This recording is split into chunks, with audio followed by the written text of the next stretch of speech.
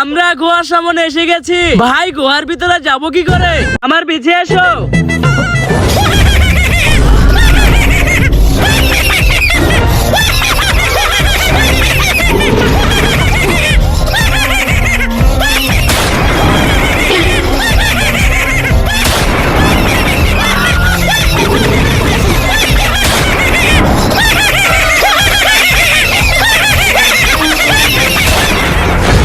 এই চলো, হয়ে গেছে।